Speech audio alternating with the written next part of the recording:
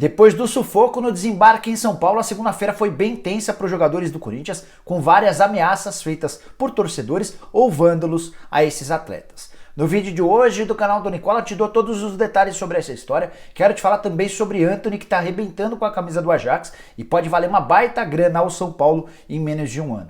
Para completar, informações sobre Thiago Neves, que chegou a ser reforço do Atlético Mineiro por pouco mais de uma hora, mas o Galo desistiu da negociação, além das últimas da Libertadores da América no SBT, e você vai ajudar a pagar essa conta.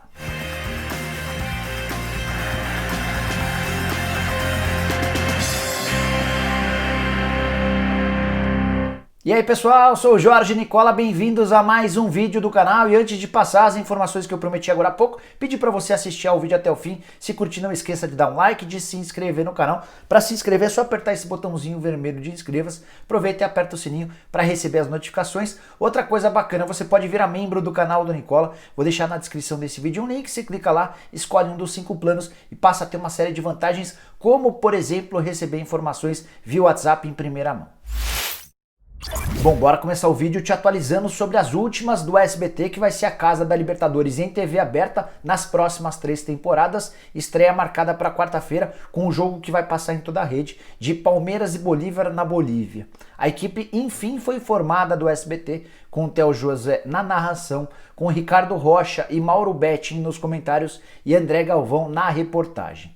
O jogo entre Universidade Católica e Grêmio ainda não teve a sua equipe anunciada. Isso deve ocorrer nesta terça-feira, afinal de contas, estamos a poucas horas da partida entre Grêmio e Universidade Católica. Outra coisa importante que eu queria contar para você diz respeito ao pay-per-view da Libertadores. Cheguei a gravar um vídeo, vou deixar o link aqui para você assistir. E nesse vídeo eu explico um pouquinho de como é que vai funcionar esse pay-per-view.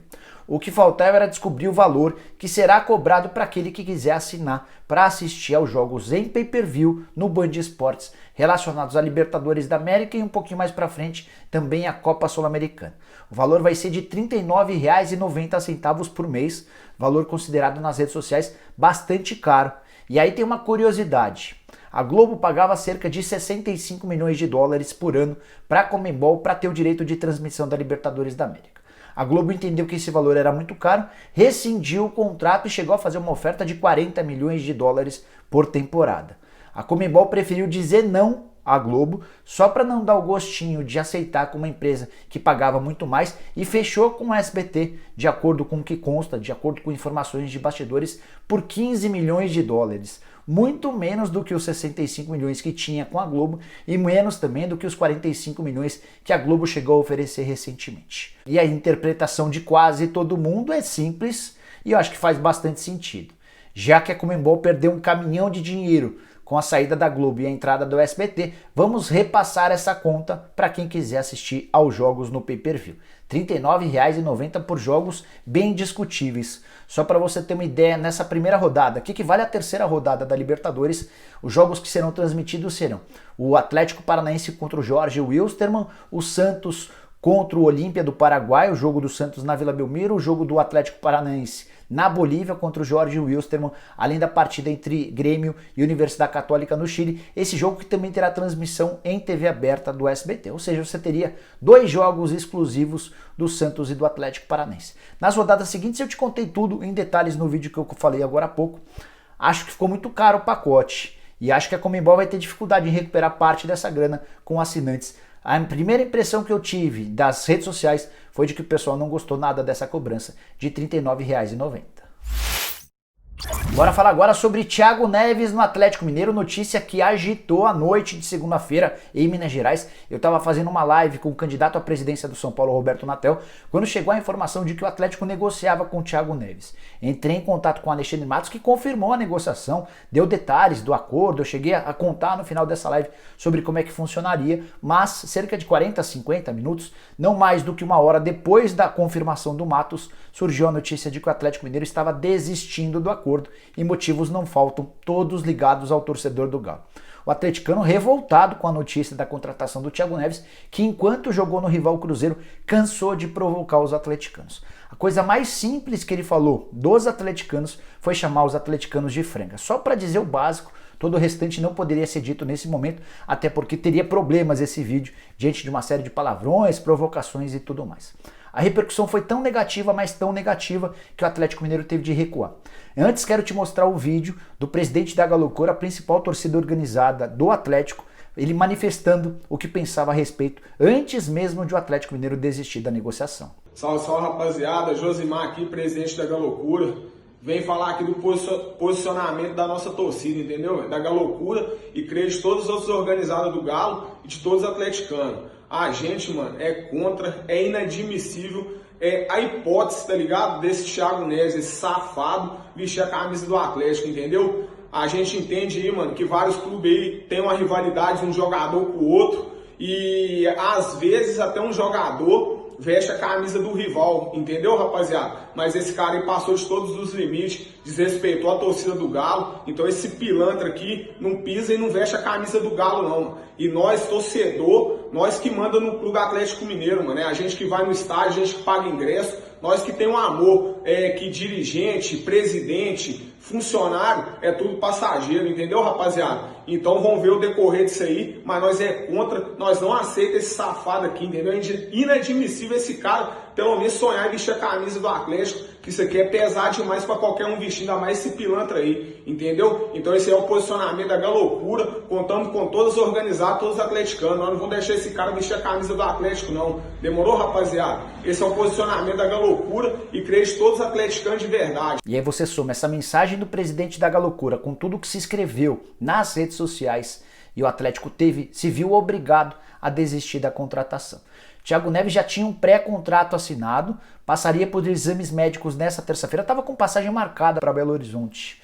E aí passaria por exames médicos para assinar um contrato que terminaria no fim do Campeonato Brasileiro.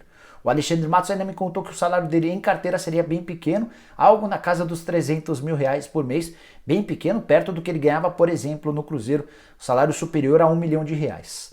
O Thiago Neves ainda teria uma série de bônus previstos e estipulados de acordo com metas e com performance. Quanto mais ele jogasse, mais ele ganharia. Mas, por conta de tudo que aconteceu, que eu contei para você, o Atlético, cerca de uma hora depois de confirmar a contratação do Thiago Neves, desistiu. O Thiago foi comunicado de toda a repercussão e acabou também entendendo que o melhor negócio era desistir do acordo.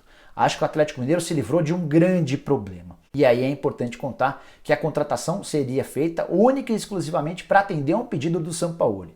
Sampaoli foi avisado pelo pessoal do Atlético que isso cairia muito mal junto ao torcedor. O técnico argentino deu de ombros porque entendia que o Thiago Neves seria bastante útil.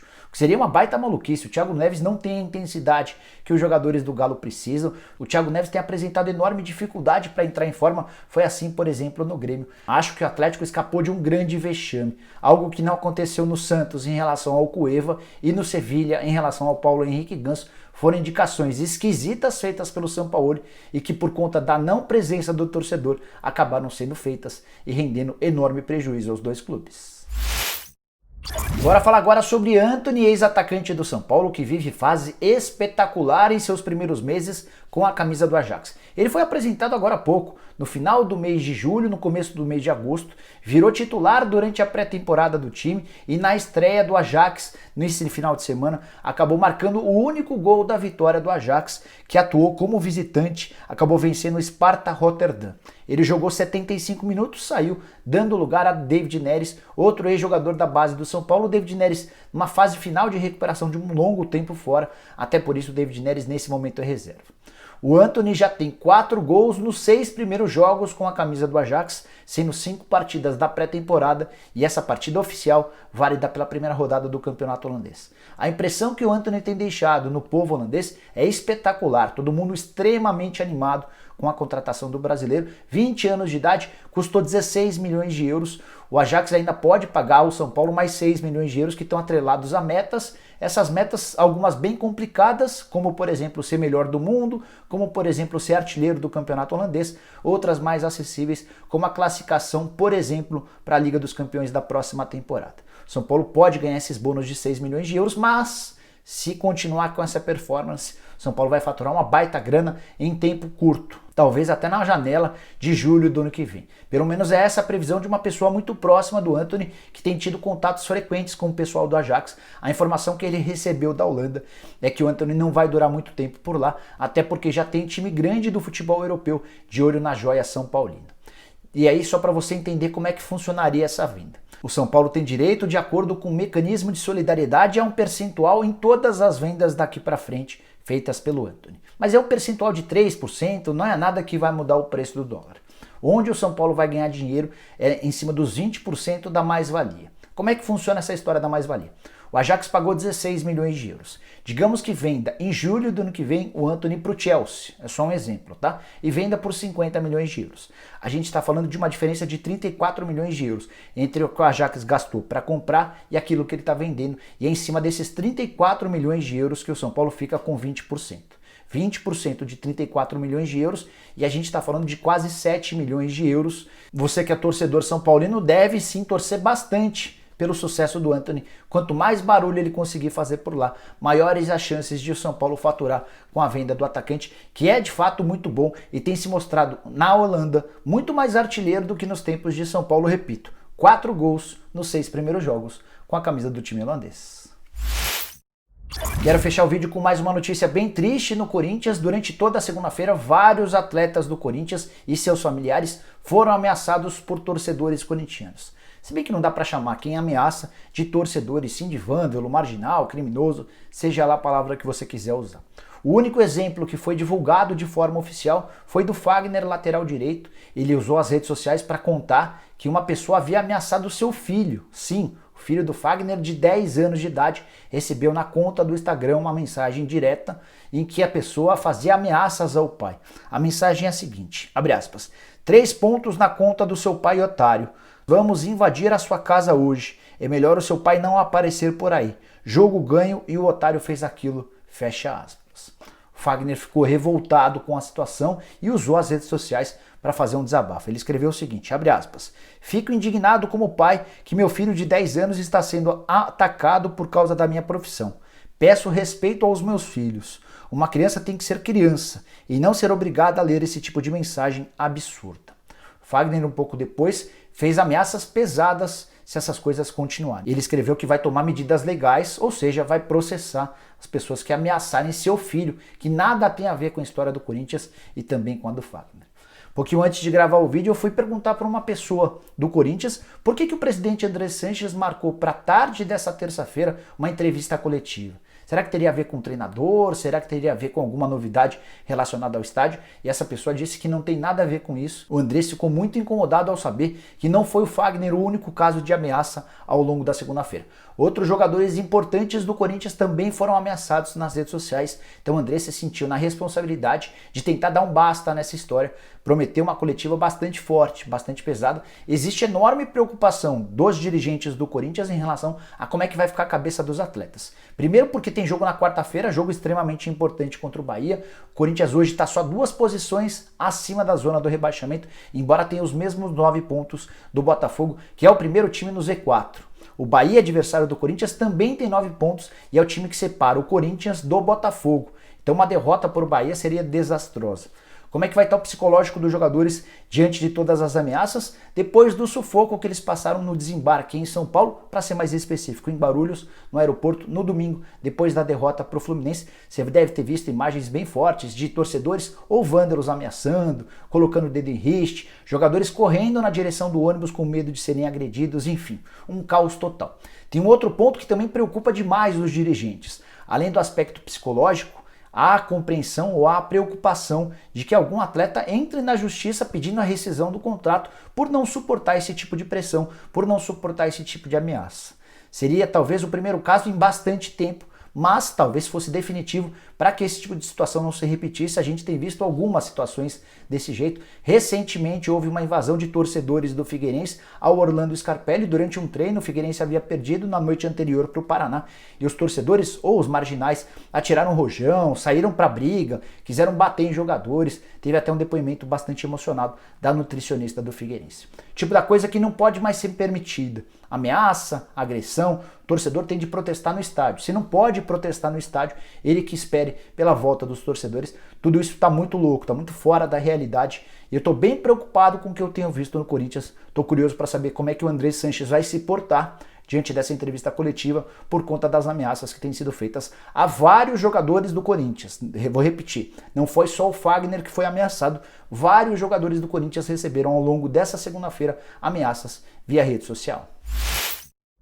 Bom, pessoal, eram essas as informações, algumas tristes, outras preocupantes, outras curiosas que eu queria dividir com vocês na manhã dessa terça-feira. Espero que vocês tenham curtido o vídeo e deixem um like por aqui. Quem ainda não se inscreveu no canal do Nicola vai resolver esse problema agora mesmo. Só apertar esse botãozinho vermelho de inscreva-se. Aproveita e aperta também o sininho, porque a partir daí você passa a receber notificações toda vez que eu fizer vídeo novo ou live. Para completar, queria lembrar que você pode virar membro do canal do Nicola e passar a ter direito a uma série de vantagens, como estar no bolão do Nicola e também na liga exclusiva do Cartola FC, que dá prêmios para todo mundo que manda bem. Beleza? A gente se vê em breve. Tchau, tchau!